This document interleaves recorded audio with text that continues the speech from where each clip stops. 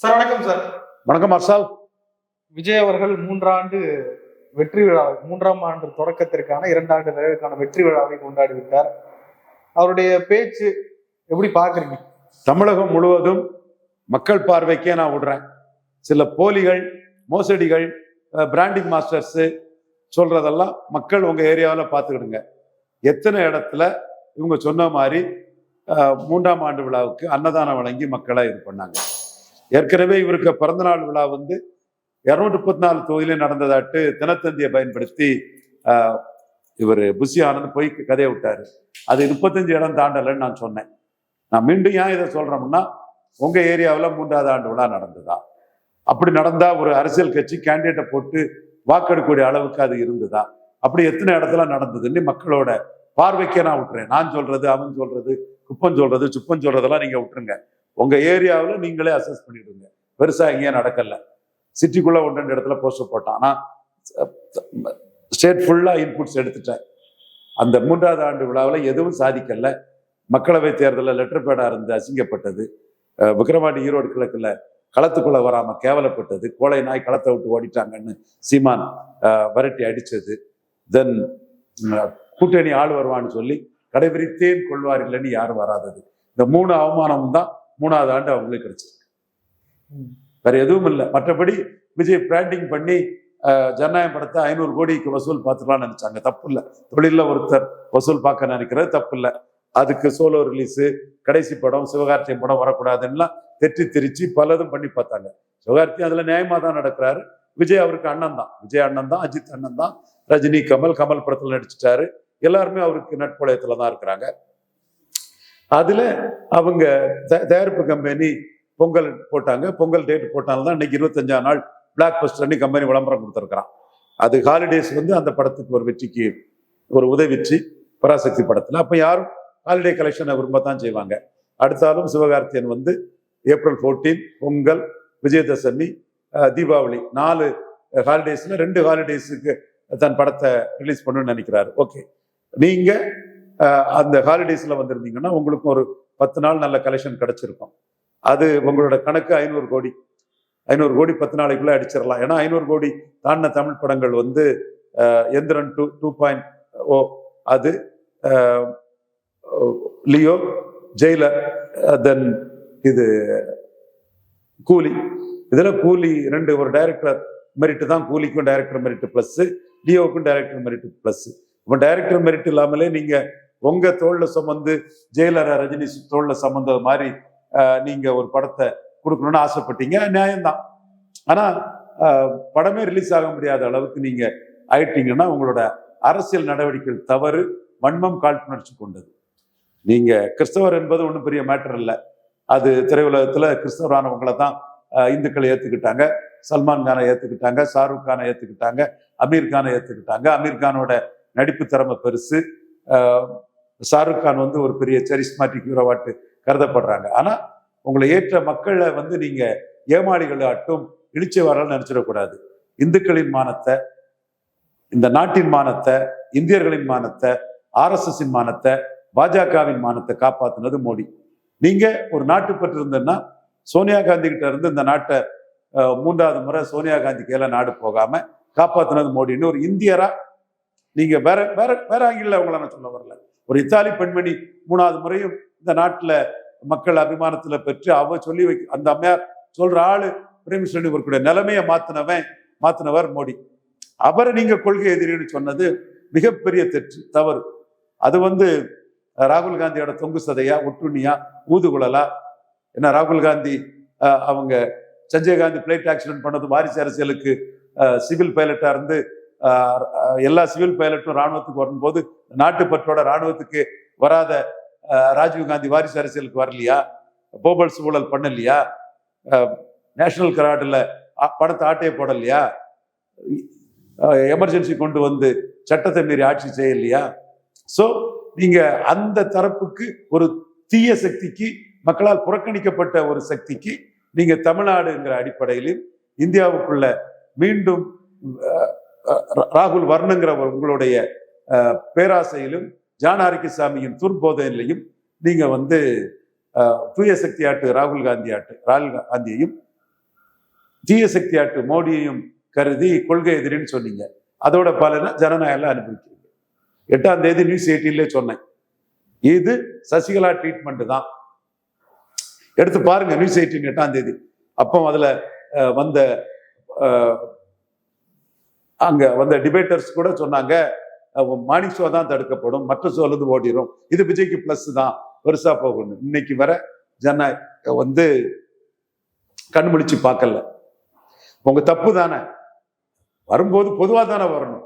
அந்த அளவுக்கு உங்களுக்கு என்ன மோடி மேல வேர்த்து வெடியுது? அப்ப நீங்க இது கூட புரியாம பாஜக தலைவர்கள் பலரும் தமிழ்நாட்டில் உங்களை போயிருந்தாங்க. நான் தான் சொன்னேன் மோடி ட்ரீட்மெண்ட் உங்களுக்கு இருக்குன்னு. தெளிவா அந்த ட்ரீட்மெண்ட்டை நீங்க அனுபவிக்கிறீங்க. 39 கேண்டிடேட் வந்து போட்டிருந்தா இந்த இழிநிலை வந்திருக்குமா? உங்களுக்கு இந்த கஷ்டம் வந்திருக்குமா? உங்க கனவுகள் என்ன? 500 கோடி கனவு. என்னமோ இந்த படம் தலைவா படம் மாதிரி பிளாப் தானே ஆகும். கேரளாவில் வேணா அந்த படம் ஓடலாம். தலைவா படம் ஒரு மாதிரி ஆகாதா? ஆகாது. ஏன்னா நீங்க துணிஞ்சு நின்னீங்கன்னா ஆகும். நீங்க கோலத்தனமா கோட்டை விட்டுட்டீங்க. நீங்க பிரேக் ஈவனாட்டு கேரளாவில் போச்சு தலைவா படம். அந்த படம் ஏன் தமிழ்நாட்டில் காலியாச்சு? நீங்க நடராஜன் பேசுறாரு, இன்னும் நடராஜன் பேசிட்டாரு, சசிகலா குடும்பத்தை பார்த்துட்டோம், இன்னும் நாங்க ஜெயலலிதா போறோம்னு சொல்லி நீங்க கொடநாட்டில் காத்து கடந்து சரண்டர் ஆனால தானே படம் விழுந்தது. இப்ப நீங்க துப்பாக்கி படத்துல சரண்டர் ஆகல, ஓரளவு நின்னீங்க, ரிலீஸ் ஆயிட்டு. இந்த முஸ்லீம் அமைப்பு தான் பெருசுன்னு கொஞ்சம் சீனை கட் பண்ணி விட்டுட்டு போயிட்டாங்க, அது பூஸ்ட் ஆயிட்டு துப்பாக்கி. இதுல நீங்க சரண்டர் ஆனதும் தலைவா படம் விழுந்துச்சு.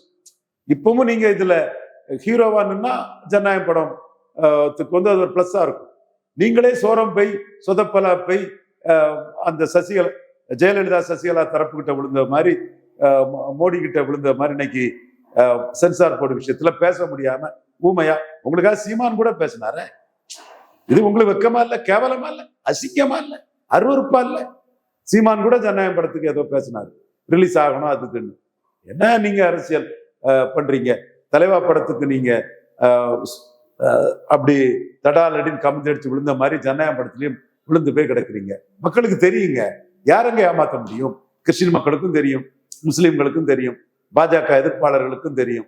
நீங்க வந்து ஒர்த்து இல்லை, லாய்க்கு இல்லை, இவர் இந்த இதுக்கு இவர் சரியா வரமாட்டாருங்கிறது மக்களுக்கு தெள்ள தெளிவாகவே தெரியுது. வரணும்னா நீங்க எழுத்து நின்றுக்கணும். சசிகலா 2.0 வாட்டி நீங்களும் சசிகலா மாதிரி ஆயிப்போனீங்க. சசிகலா கவர்னர் வரல, நான் சொன்னேன் சிவந்தியா பாலசுப்ரமணிய ஆயத்தன் எல்லாருமே போய் பூச்செண்டு கொடுக்கும்போது நானே தந்தி டிவிலே சொன்னேன் கவர்னர் வரமாட்டாருன்னு. ஆகஸ்ட் 15 விடுதலைன்னு சுப்பிரமணிய சாமி ஆட்கள் சொல்லும்போது இருக்காதுங்க.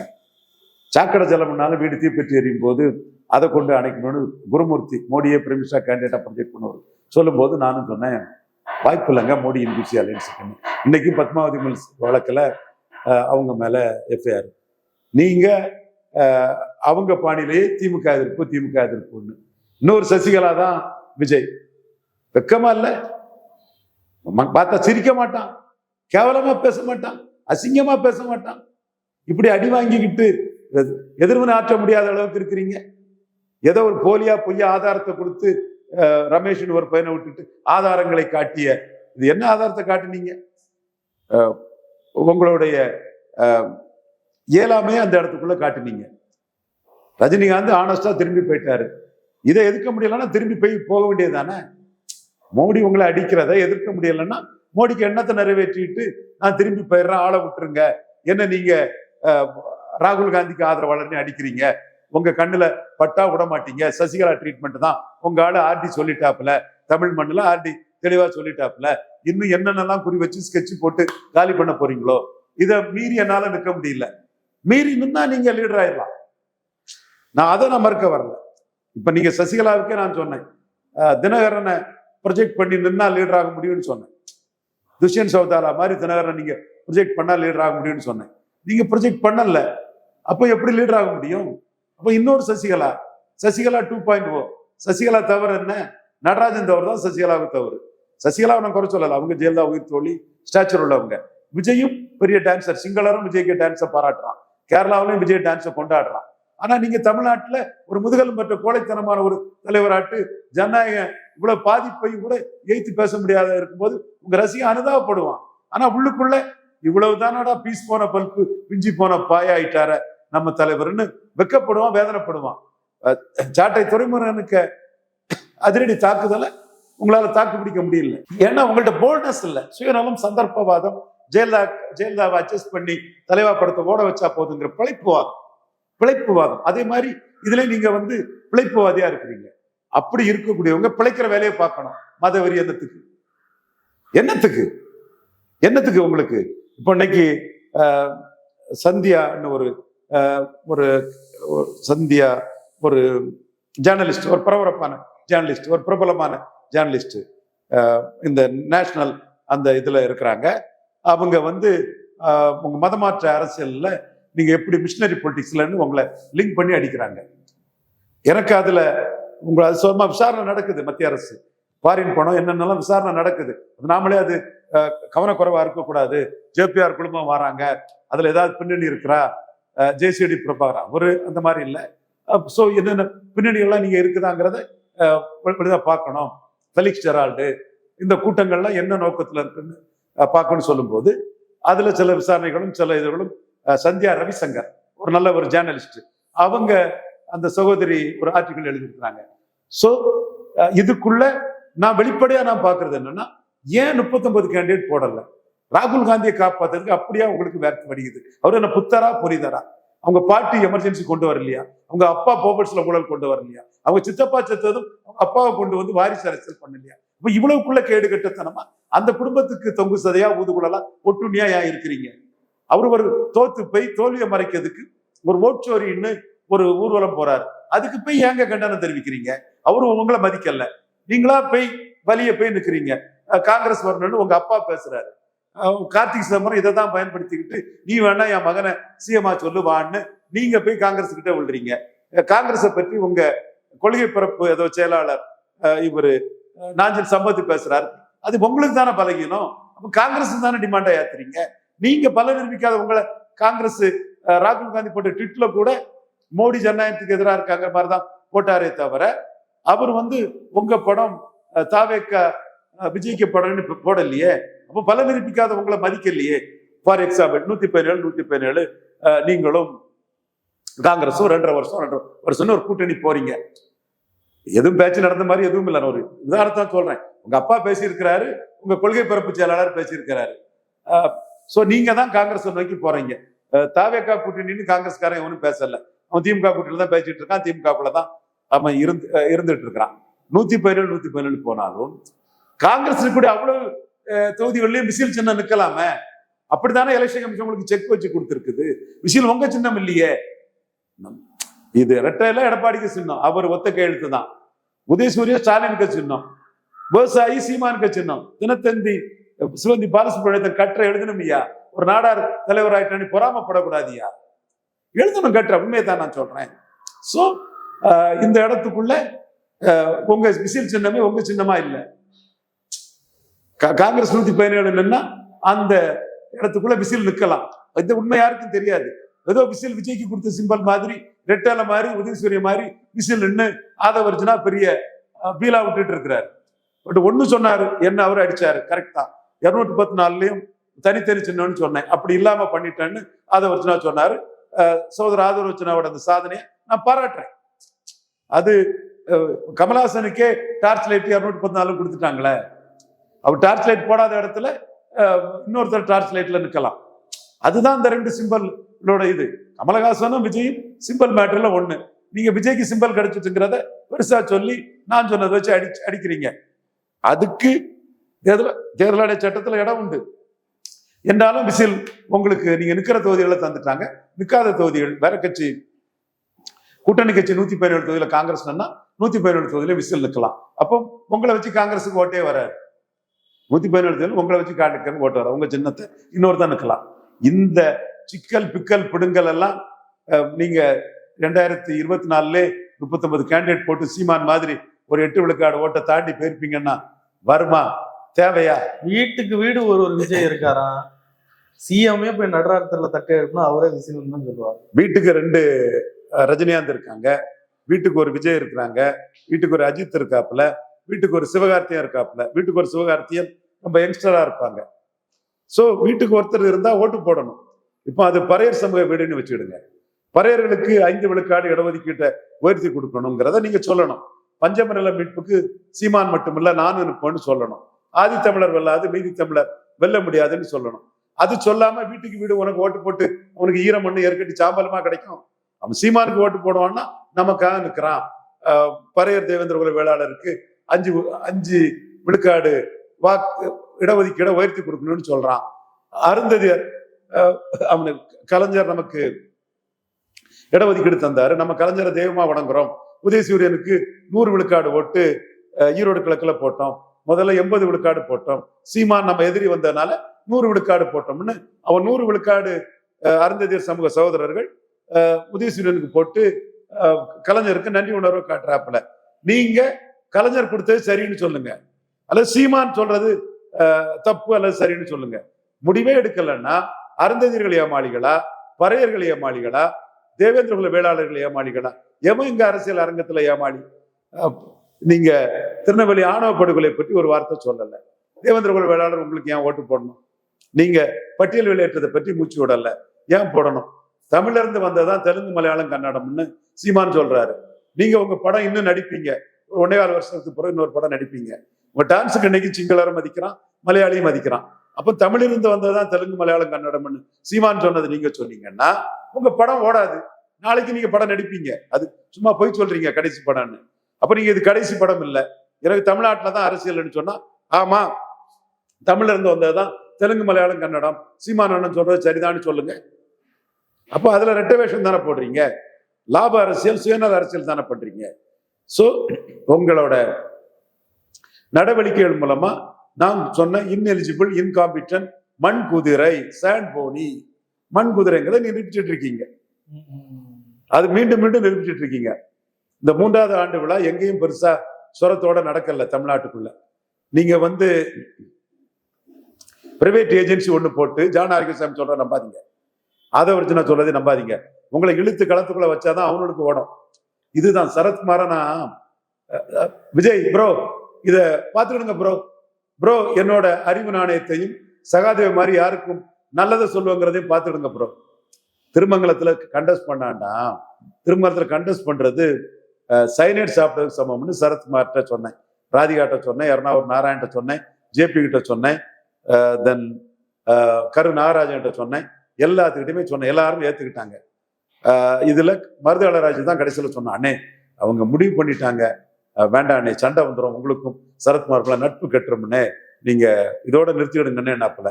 நான் என்ன மருது, நம்ம ஒரு வெல்விஷரா இருக்கும், சைலண்ட் சாப்பிட்ற மாதிரி மருது, தேராத மருதுன்னு நான் சொன்னேன். அப்போ அவங்க அந்த இடத்துக்குள்ள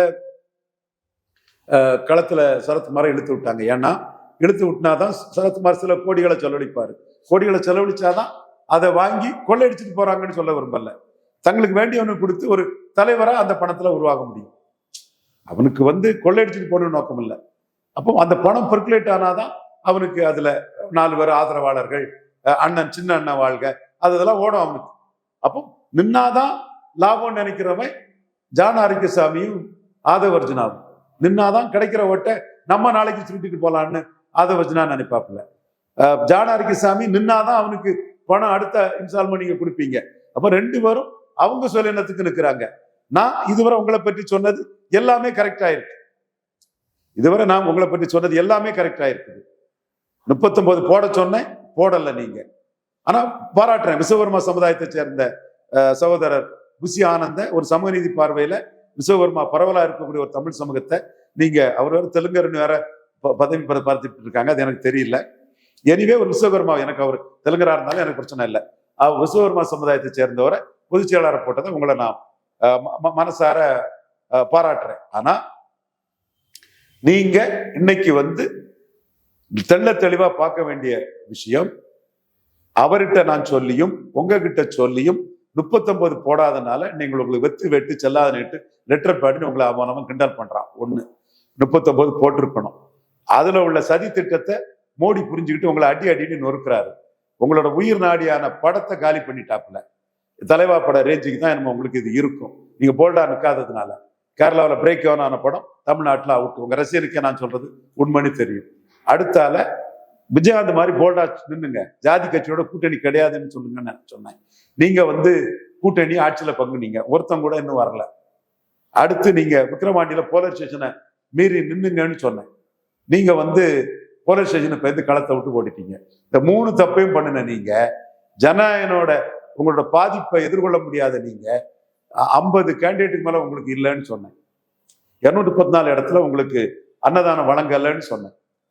35க்கு மேல இல்லைன்னு. ஆதாரம் கேளுங்க விஜய், ஜோசப் விஜய் சகாதேவ் மாதிரி சொல்றேன். ஆதாரத்தை கேளுங்க. போய் சொல்றான், ஏமாத்துறான், ஃப்ராட் பண்றான். உங்க பணத்துலதான் அவனுக்கு ஓடுன்னு அவன் நினைக்கிறான். அடுத்து இந்த 3 இதையும் தாண்டி நீங்க ஏற்கனவே 3வது பெரிய கட்சி உள்ளாட்சியில சொன்னதும் ஃப்ராடுன்னு நிறுவனம். இப்போ உங்களுக்கு சொல்றேன், இஷ்யூஸ் உங்கள்கிட்ட இல்ல, கேண்டிடேட் உங்கள்கிட்ட இல்ல, கண்ணா பின்னா கேண்டிடேட்டை நீங்க விட்டு அசிங்கப்பட வேண்டிய சூழ்நிலை இருக்கும். பிரசாந்த் கிஷோருக்கு 23 விழுக்காடு சொன்னான், கடைசியில 3.5 விழுக்காடு தான் வந்தது. சோ அந்த மாதிரி உங்க கேண்டிடேட் விலை பேசப்படுவாங்க. பணம் உள்ள கேண்டிடேட் உங்ககிட்ட வரமாட்டான். 39 மக்களவையிலன்னா இன்வெஸ்ட் பண்ணியிருப்பான், 214 சட்டமன்றத்துல இன்வெஸ்ட் பண்ண மாட்டான். பிரச்சனைகள்ல உங்களுக்கு தீர்க்கமான முடிவு இல்லை. எம்ஜிஆருக்கு நாடியில விட்டு சரத்குமாருக்கு நாடியில விட்டுன்னு திருமாவளவன் சரத்குமார் மாதிரி இருக்கீங்க. ஸோ இது தேராது. ஒரு இஷ்யூல நிற்கணும், மக்களுக்காக நிற்கணும். எம்ஜிஆர் கூட ஒப்பிட்டு சந்தோஷப்படுறீங்க. எம்ஜிஆர் 55 விழுக்காடு பலம் கொண்ட ஒரு கட்சியில ஒரு பொருளாதாரா அரசியல் களத்துக்குள்ள வந்தாரு. அவரே மும்முனை போட்டின்னா ஆட்சியை பிடிச்சிருக்க முடியாது. கடைசியில மலையாளிகள் கம்யூனிஸ்ட், மார்க்சிஸ்ட் கம்யூனிஸ்ட் இல்ல, மலையாளிகள் கம்யூனிஸ்ட் எமர்ஜென்சி கலைஞரை விட்டுக்கிட்டு எம்ஜிஆர் கூட்டணி வந்ததுனால எம்ஜிஆர் ஆட்சிக்கு வந்துட்டாரு. அல்லது கூட்டணி ஆட்சிங்கிற லெவல் தான் தனி மெஜாரிட்டி வந்திருக்காரு எம்ஜிஆருக்கு. காங்கிரஸ் சேர்த்துட்டு தான் ஆட்சிக்கு போயிருக்கணும். ஒருவேளையில மும்முனை போட்டின்னா எம்ஜிஆர் எதிர்க்கட்சி தலைவராக தான் வந்திருக்கணும். இதுதான் எம்ஜிஆருக்கு. எந்த எம்ஜிஆர் 55% விழுக்காடு வாக்குக்குள்ள கலைஞர் ஒரு ஹீரோ, எம்ஜிஆர் ஒரு ஹீரோட இருந்த அந்த எம்ஜிஆர் 15 விழுக்காடு வாக்கு இருக்கும் போதே அதுல ஹீரோவா இருக்காரு. 27 ஆகும்போது முகத்தை காட்டினா 30 லட்சம் ஓட்டு ஹீரோவா இருக்காரு. 40 விழுக்காடு ஆகும்போது குண்டடிப்பட்டு ஹீரோவா இருக்காரு. 50 விழுக்காடு தாண்டி 55 ஆண்டி காமராஜ் ஓட்டாட்டு இந்திரா காந்தி ஓட்டும் சேர்ந்து அதை வச்சு நான் காரு அது ஆண்டி காமராஜ் ஓட்டுப்பா 71. சும்மா வரலாறு தெரியாம பெரிய பிராண்டிங் அது இதுன்னு அடிப்படை தெரியாம பேசிட்டு இருக்க கூடாது. அந்த ஓட்டு 55 ஆகும்போது அதுல இருந்து பிளவுபட்ட 2 ஹீரோவில் ஒருத்தரான கலைஞர் 24.8ஐயும் இன்னொரு ஹீரோவான எம்ஜிஆர் 30.3 எடுக்கிறீங்க. நீங்க பனையூர்ல 0% இருந்து வாரீங்க. நீங்க எப்படிங்க எம்ஜிஆர்? நீங்க வேணா என்டிஆர்னு சொல்லுங்க, அதை நான் ஒத்துக்கிறேன். என்டிஆர் 0ல இருந்து 50 எடுத்தாரு. சிரஞ்சீவி 0ல இருந்து 15 எடுத்தாப்புல. பவன் கல்யாண் 0ல இருந்து 7 எடுத்தாப்புல. விஜயகாந்த் 0ல இருந்து 8.3 எடுத்தாப்புல. கமல்ஹாசன் 0ல இருந்து 4 எடுத்தாப்புல. சீமான் 0ல இருந்து 1.1 எடுத்தாப்புல. அப்ப நீங்க இன்னைக்கு வர்றது ஒரு கமல்ஹாசன் மாதிரி, விஜயகாந்த் மாதிரி, சீமான் மாதிரி வாரீங்க. உங்களுக்கு பாப்புலாரிட்டிக்கு 214 போட்டா ஓட்டு கிடைக்கும். எம்ஜிஆருக்கு உங்களுக்கு என்னங்க சம்பந்தம் இருக்கு? அவர் அரசியல்வாதிங்க. அவர் வரும்போது திராவிட முன்னேற்ற கழக பொருளாளருங்க. நீங்க ஒரு லெட்டர் பேட் கட்சிக்கு ஒரு போலரிஷன் கண்டு இடத்தேர்ல விட்டு ஓடின கட்சிக்கு தலைவராட்டு 0ல இருந்து வாரீங்க.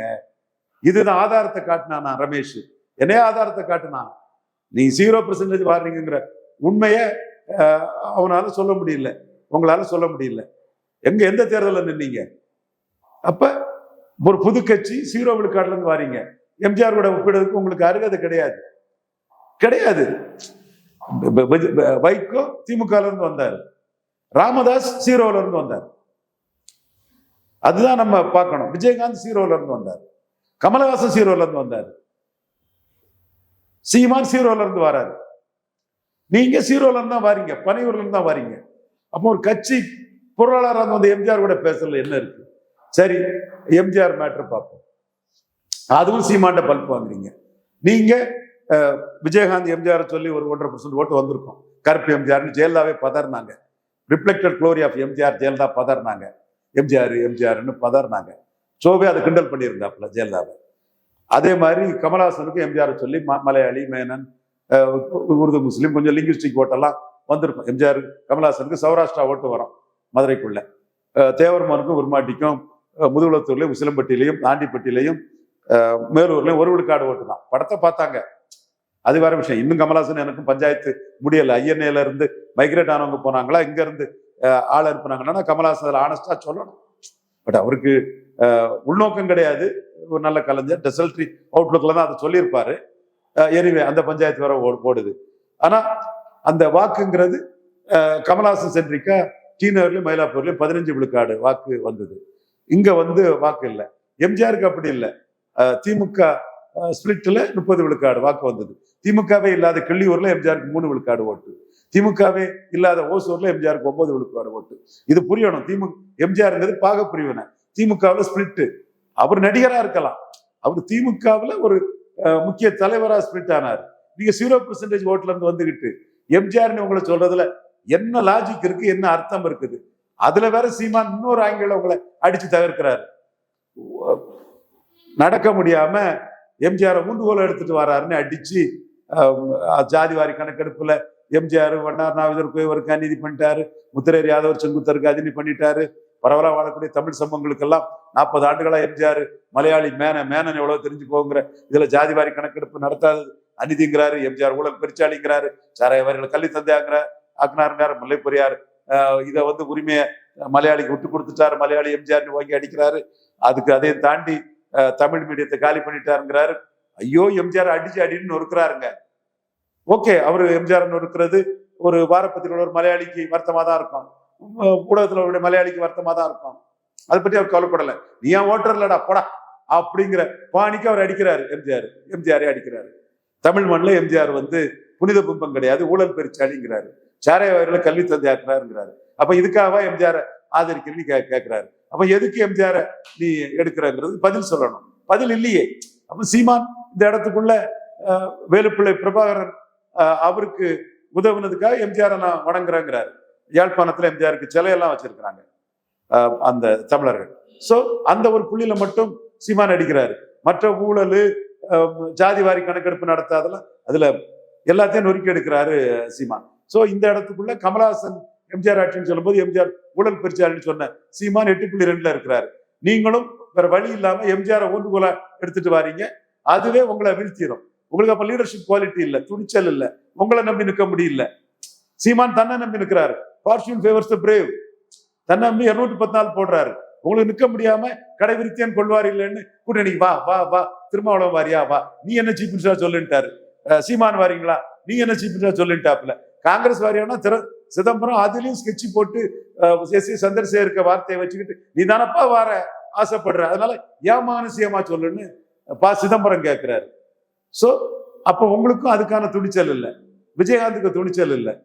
ஃபார்ச்சூன் ஃபேவர்ஸ் தி பிரேவ். உங்களோட